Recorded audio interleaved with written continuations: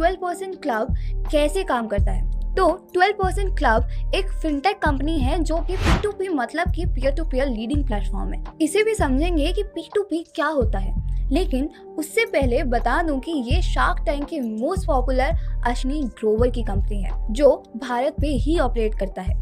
ये ऐप 2021 में ही लॉन्च हुई थी और आते ही इस ऐप पर एक साल में 10 लाख से ज्यादा डाउनलोड्स भी हो गए थे, जिसका सबसे मेन रीजन था 12% फिक्स इंटरेस्ट जो बाकी कोई भी गवर्नमेंट स्कीम या फिर इन्वेस्टमेंट प्रोवाइड नहीं करती थी, और इसी वजह से ये इंडिया की फास्टेस्ट ग्रोइंग कंपनी बन गई।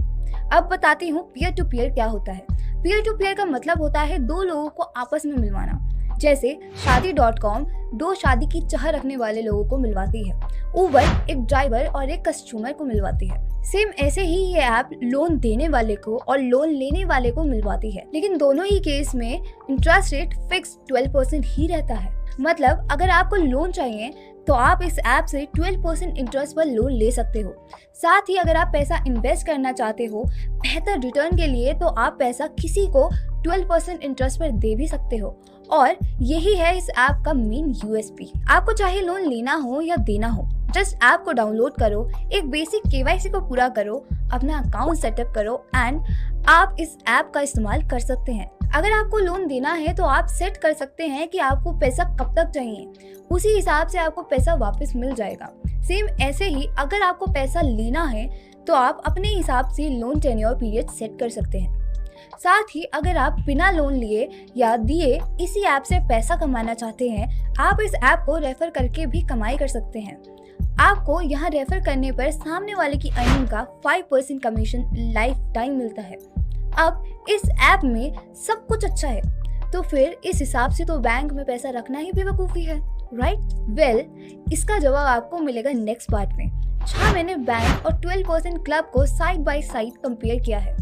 Bank versus 12% club. अब बैंक हमारे पैसे को हमसे लेके अपने किसी कस्टमर को लोन दे देता है और हमें कम इंटरेस्ट देके वो सामने वाले से ज्यादा इंटरेस्ट लेता है और बीच के कमीशन से अपनी अर्निंग करता है।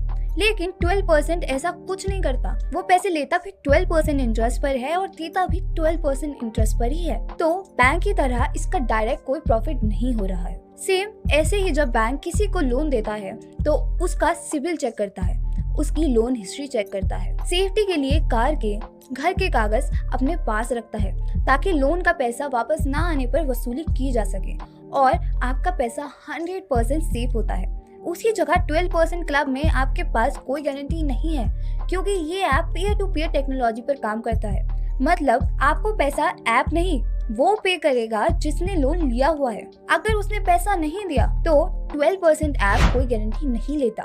तीसरा, बैंक केवल उसी को पैसे देता है जो पैसे कमाता हो, जिसका क्रेडिट स्कोर अच्छा हो, जो डिफॉल्टर ना हो।